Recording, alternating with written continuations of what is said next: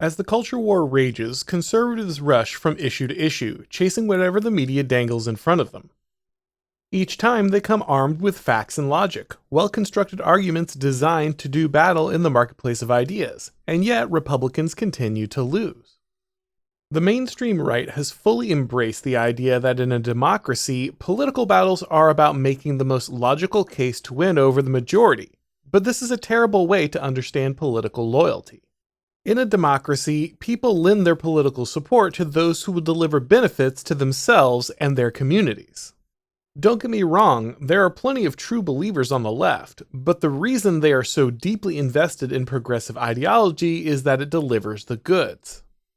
The political contest in the United States is asymmetrical for several reasons, but one of the most glaring is the way both sides approach the idea of patronage. Patronage is the most ancient and powerful bond of political organization.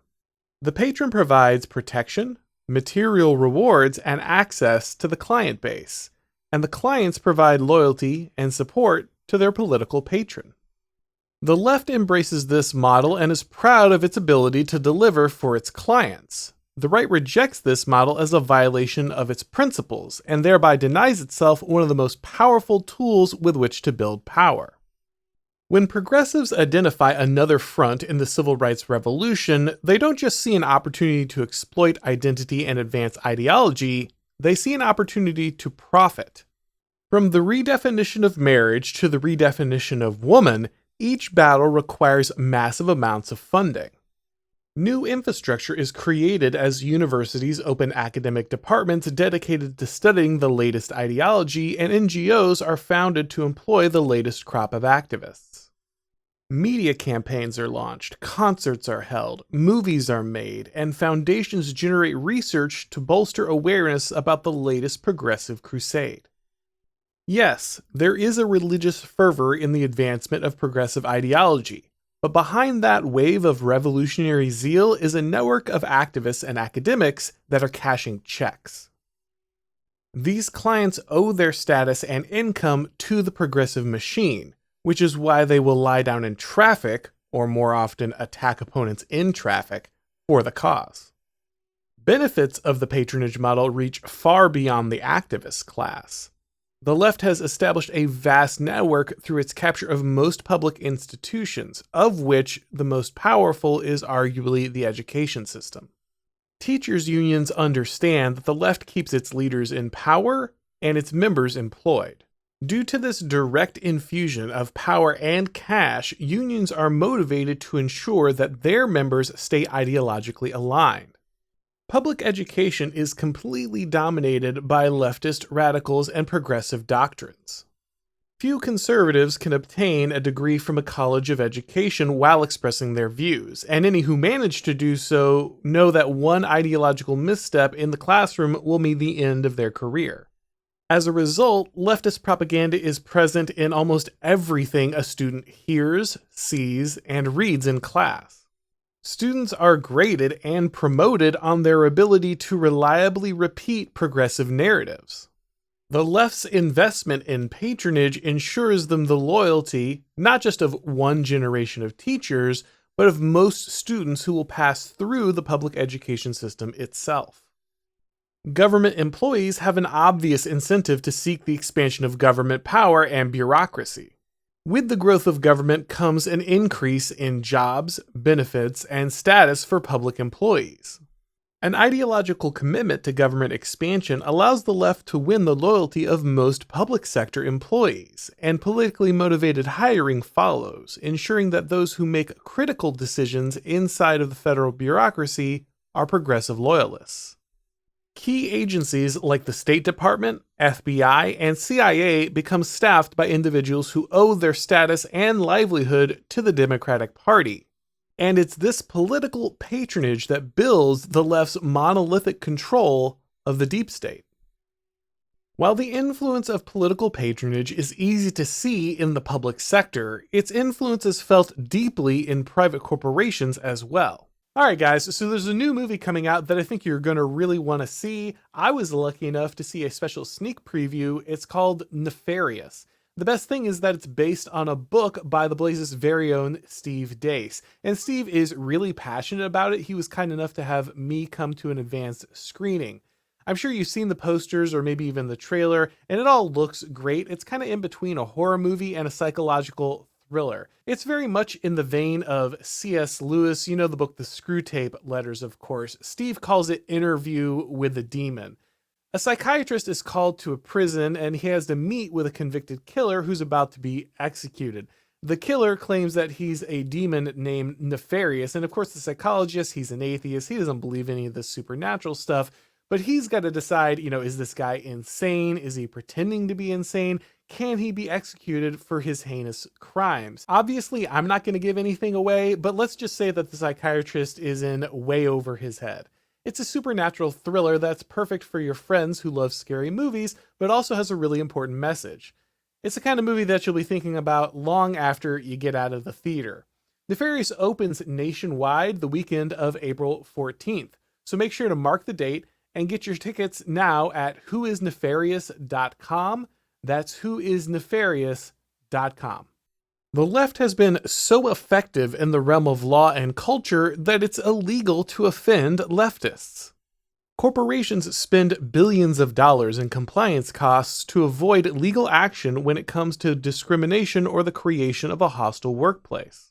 And it is, of course, progressives who create the ever-shifting definition of what constitutes discrimination or a hostile workplace. This means that leftist political commissars, also known as human resource departments, are a legal requirement for all major corporations. Armies of progressive activists are employed by corporations to monitor every interaction between employees and purge wrongthink from their staff. Those HR departments deliver mandatory re-education to all employees, ensuring that the latest progressive dogma is memorized and repeated back to them by anyone who wants to keep his job. Again, these jobs and the status that they grant are complete creations of the leftist patronage machine, and every corporate HR director knows this. Their bond of loyalty to the Democratic Party and its ideology couldn't be stronger. In order to defeat wokeness, the right must understand not just its ideological origins or popular arguments, but its material incentives. Most people aren't simply cynical actors adopting ideology for a paycheck, but they will naturally invest in the system on which they depend for status and employment. Everyone needs to pay the mortgage and feel important. If woke ideology remains the best way to climb the social hierarchy while landing a paycheck, people will pledge their loyalty without worrying about logical contradictions. Facts might not care about your feelings, but in a democracy, facts lose to feelings and cold hard cash every time.